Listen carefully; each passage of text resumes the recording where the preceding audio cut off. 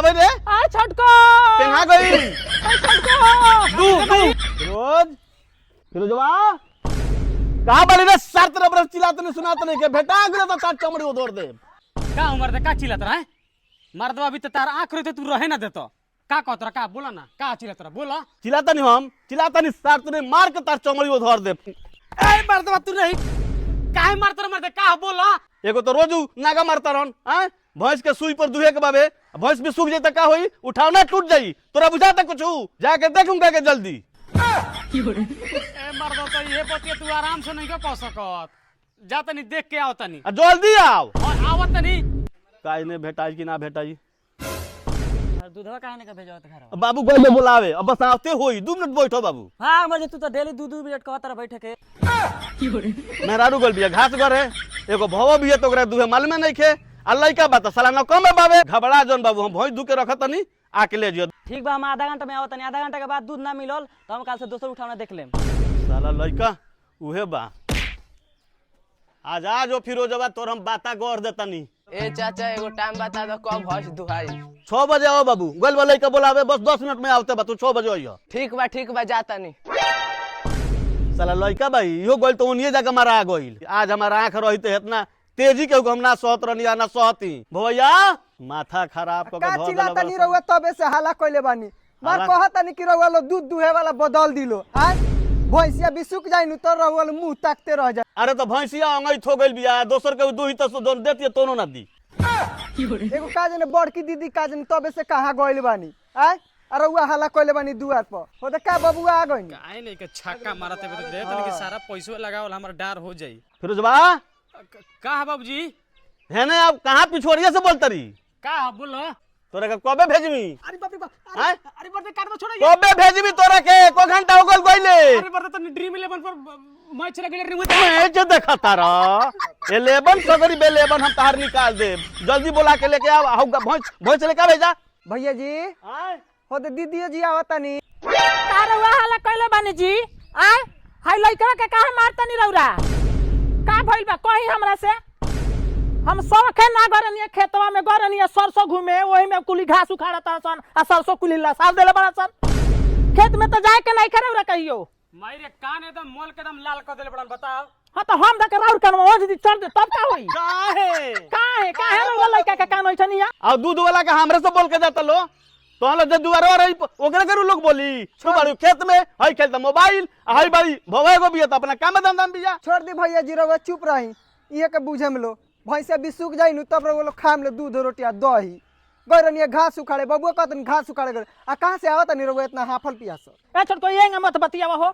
हम गए रहनिया घास उखाड़े खातिर लेकिन ई हाला गुली हम सुन के भागल आवतनी जानलू हम यही जे कनी रह के कि भैंस दुहेला जेबा ओकरा के बदल दी 1 दिन होला 2 दिन होला 3 दिन होला 2 दिन पर के नागा मारतन त भैंसिया तो सही में बिस्की फिरोजवा का हो का भइल आवत रहन आवत का बड़ा मर्दे गोरनिया मालूम करे तो जके लोग बतावला कहीं कटावा मार के उल्टल बड़ानु त हम कहतनी हमरो से कहली कि रौरा दूसरा केहू के रख ली दूध दुहे वाला अरे तो दोसरा केहू के केंगा रख लियो अंगई थो गइल बिया ओकरा से अंगई तो हो गइल बिया तो सोची सुई तो नस में देबे के नहीं खे सुई देव के पुठा पर आ पुठा पर सुई दिया जाई तो भैंस पेन्हा जाई आ फिरोजवा का माई तो थोड़ा थोड़ी दोहबे करेले फिरोजवा हां सुई लियाओ हां अपना माई के बोला तोर माई थोड़ा बहुत दुहेले हां दुहेले अपना माई के बोला बाल्टी लियाओ हां आ सुई लियाओ हां आ ते चोकर डाल हां आ सुई हम देता नहीं हाँ। आ तोर माई दुई दी भैंस पेन्हा जी कोनो टेंशन नहीं ए बाबूजी तो टेंशन में खत्म हो सब गयो टेंशन खत्म छोड़ ओकरा के सुते दे छोड़ा छोड़ सुते दे हम लेके आवत नहीं बाबूजी सुते दे ओकरा के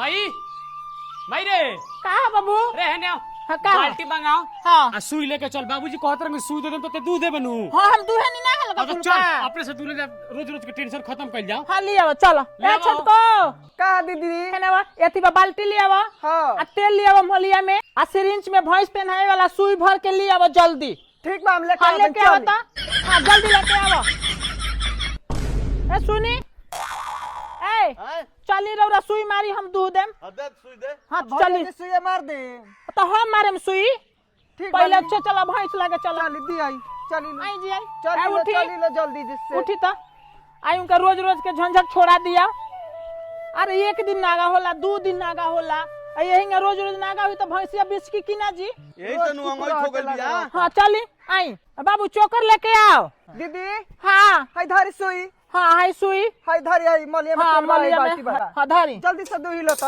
हाँ रोज रोज कुकरा अटकले रहता बा वहाँ के आदत खराब है, एक दिन लगा होला वहाँ के दो दिन पर। ए रवा हाँ? हम मार देता नी सुई आ रौरा दुही। अरे हम तुरंत तो भूंगे दूध दे। सुइया के मार देम रहुआ तब लौकी।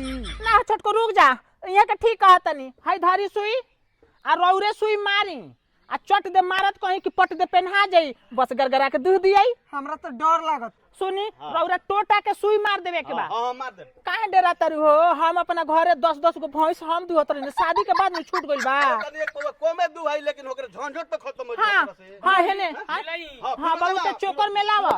चोकर मिलाओ। हाँ ये छोटो को हवा आँच धरैले बड़ू जाके देख। हम आवत नहीं। हाँ जा जल्दी। ए रमा हेने हेने तनी एकर पियावन पका दिए। हाँ ए बाबू हाय मेरावत रही है। हाँ मेरा होता हाँ ए रमा हाँ। हम बैठा तनी तनी आज पहला दिन भर की बड़की ना तो रौरा टोटा के फटाक से मार दे। हम सुई मार तनी पेन्हा जाई तो कोई ना जाई। हाँ हाँ तो चला चलिए हम कोहेम फट से मारे। हाँ। हाँ घबराए के ना एकदम चाहिए। ना घबराई ते सही रह। चल बोलिए। बे मारी जल्दी। मारी। हाँ मारी।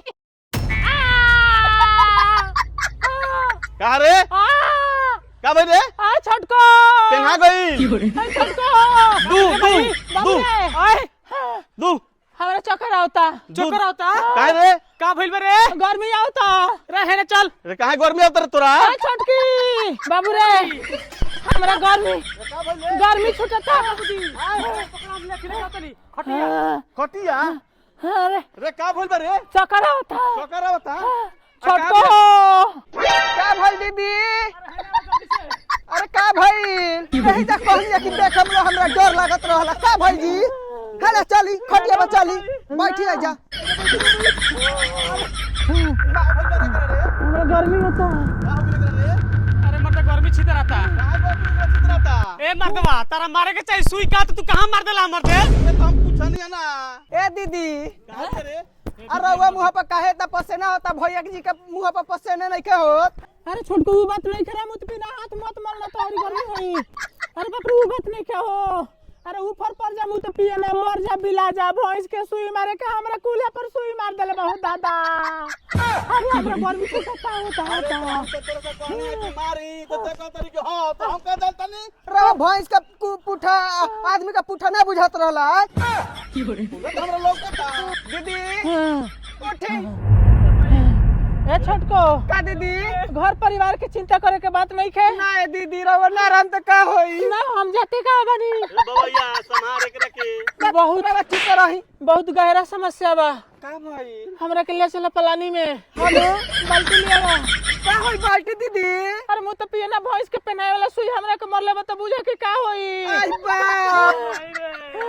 बाबूआ मत रो। बाबूआ चक्कर बाल्टी लेके आता। आई बा। रे ले जा कमरे देखो मत बोलाओ के उठावना खातिर पागल हो रहला। बोलाओ ए दीदी चल घर में चली। ओने नानो रवा बुझाते रे कहे ना चली। चली जल्दी चली। देखा मैं जे खाल उचबावे। अरे गर्मी होता हो छोटको। दीदी हाँ पटना से जीतवा के नान बोला के पड़ी। हाँ वही ओकरे के बोलाओ लो हमर बबुआ। ए जा कनिया की रोले टेंशन में मत पड़ी लो। ए जीत आई हा। ए मर्द तोरा बुझाला ना कि मर्द सुई कहां मारे के बा, केकरा के मारे के बा, केकरा के मार देले बड़ा तू? रे तो को तो पूछनी हमारी तो कहती हां हम मार दनी। हम का जानतनी कहां लागता? ए मर्द भैंसिया के पिठिया मोलायम नु बता रहेगा, सुगरा के देखे के ना चाहिए तरह। अरे देखिएगा पूछनी ओकरे से कहती मार त लग हूं गलसिया।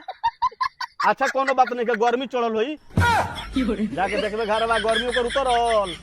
ठीक बा मारवा तू तो खाली दिमाग खराब कर। सब ते ही खराब कइले बड़ी।